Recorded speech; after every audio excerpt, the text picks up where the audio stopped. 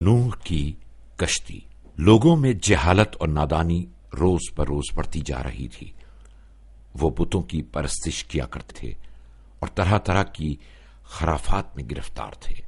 پھر خدا نے ان کی نجات کے لیے صاحب ایمان اور صابر نبی کو بھیجا جن کا نام نوح تھا۔ حضرت نوح علیہ السلام نے لوگوں کو بت پرستی چھوڑنے اور صرف ایک خدا کی عبادت کرنے کی دعوت دی۔ وہ صبر و استقامت کے ساتھ دن رات انہیں سمجھاتے رہے اور مختلف طریقوں سے انہیں خدا کی وحدانیت پر ایمان لانے کی دعوت دیتے رہے، لیکن حضرت نوح کی تمام دلیلیں بیکار گئیں اور ان کی پیاری باتوں کا کافروں پر کوئی اثر نہ ہوا، بلکہ ان کی سرکشی اور نافرمانی بڑھتی گئی، یہاں تک کہ ایک مرتبہ انہوں نے حضرت نوح کو خوب مارا اور بے ہوش کر دیا۔ جب اللہ کے یہ صابر نبی ہوش میں آئے تو بد دعا کرنے کے بجائے دعا کی، خدایا مجھے اور میری قوم کو بخش دے کیونکہ وہ نادان ہیں۔ اس کے بعد بھی حضرت نوح لوگوں کو جہنم کی آگ سے نجات دلانے کی کوشش کرتے رہے، لیکن چند افراد کے علاوہ کوئی بھی ایمان نہ لایا۔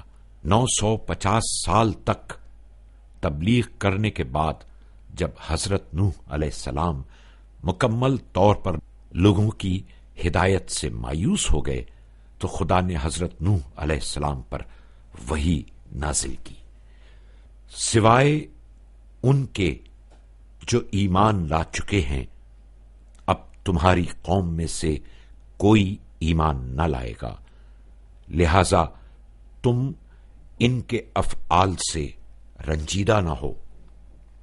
اس کے بعد حضرت نوح علیہ السلام نے ان لوگوں پر نفرین کی اور خدا سے دعا کی کہ اس بد کردار قوم کو تباہ برباد کر دے۔ اللہ تعالی نے اپنے نبی کی دعا کو قبول کیا اور حضرت نوح علیہ السلام کو حکم دیا کہ ایک بڑی کشتی تیار کریں۔ حضرت نوح علیہ السلام نے کشتی کا سامان اور اوزار جمع کیے اور شہر سے باہر کشتی کی تیاری شروع کر دی۔ جب مشرکوں نے حضرت نوح علیہ السلام کو خشکی میں کشتی بناتے دیکھا تو ان کے پاس آ کر خوب مذاق اڑایا۔ کوئی کہتا نوح نبی سے بڑھئی کیسے بن گئے، کوئی کہتا یہاں تو سمندر ہے نہ دریا، کیا زمین پر کشتی چلاؤ گے؟ لیکن وہ اس کے باوجود صبر و استقامت کے ساتھ اپنا کام انجام دیتے رہے، یہاں تک کہ ایک بہت بڑی کشتی تیار ہو گئی۔ حضرت نوح علیہ السلام پھر خدا کے حکم کا انتظار کرنے لگے۔ خدا نے فرمان جاری کیا، صاحب ایمان کو کشتی میں سوار کر دو۔ حضرت نوح علیہ السلام نے تمام ایمان لانے والوں کو اور ہر جانور کا ایک ایک جوڑا خدا کے حکم سے کشتی میں سوار کیا اور ساتھ ہی اناج اور سبزی کے بیج وغیرہ بھی کشتی میں رکھ لیے۔ اس کے بعد اپنی اپنی مخصوص جگہوں پر بیٹھ گئے اور خدا کے عذاب کا انتظار کرنے لگے، اور پھر عذاب کی علامتیں ظاہر ہونا شروع ہوئی۔ تیز ہوائیں چلیں، آندھی آئی، زمین سے پانی ابلا اور آسمان سے موسلا دھار بارش شروع ہو گئی۔ کچھ ہی دیر میں ہر طرف پانی ہی پانی نظر آنے لگا اور لوگ ڈوبنے لگے، صرف حضرت نوح کی کشتی میں سوار با ایمان افراد اور جانور محفوظ تھے۔ اسی دوران حضرت نوح علیہ السلام نے دیکھا کہ ان کا بیٹا کنعان خطرے میں ہے۔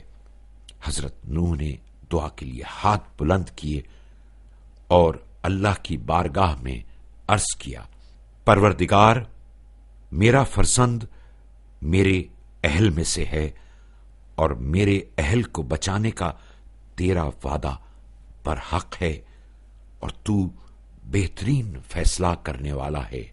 حضرت نوح علیہ السلام نے اپنی کشتی سے بیٹے کو پکارا اور اسے ایمان کی دعوت دیتے ہوئے فرمایا، میرے بیٹے کشتی میں سوار ہو جاؤ اور کافروں میں شامل نہ ہو۔ بیٹے نے گستاخی سے جواب دیا، میں پہاڑ پر چڑھ کر پناہ لوں گا جو مجھے پانی سے بچا لے گا۔ حضرت نوح نے فرمایا، بیٹا آج کے دن خدا کے حکم کے مقابلے میں کوئی بچانے والا نہیں ہے سوائے اس کے جس پر خدا رحم کرے۔ لیکن اس نے باپ کی نصیحت کو ٹھکرا دیا۔ اس طرح نافرمان بیٹا اپنی سزا کو پہنچا اور ڈوب گیا۔ پانی خدا کی ایک عظیم نعمت ہے، لیکن اس دن یہ پانی برے انسانوں اور کافروں کے لیے عذاب بن گیا تھا۔ اس دن برے لوگوں میں سے کوئی بھی محفوظ نہ تھا، کیونکہ آج وہ اپنے برے اعمال کی سزا بھگت رہے تھے۔ جب حضرت نوح نے دیکھا کہ تمام کافر ہلاک ہو چکے ہیں تو آپ نے ایک کبوتر کشتی سے باہر اڑا دیا۔ چند روز بعد کبوتر کسی درخت کی ایک شاخ اپنے منہ میں دبائے واپس آیا تو سب سمجھ گئے کہ خشکی نزدیک ہے۔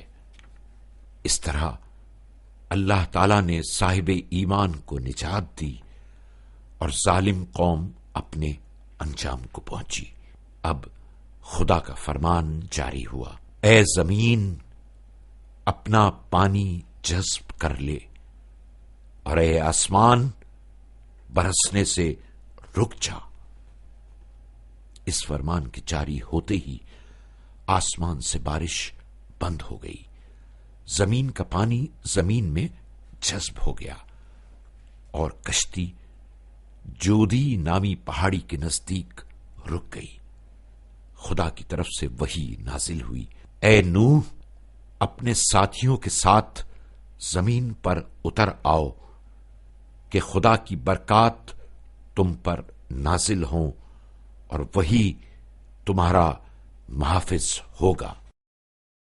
غار میں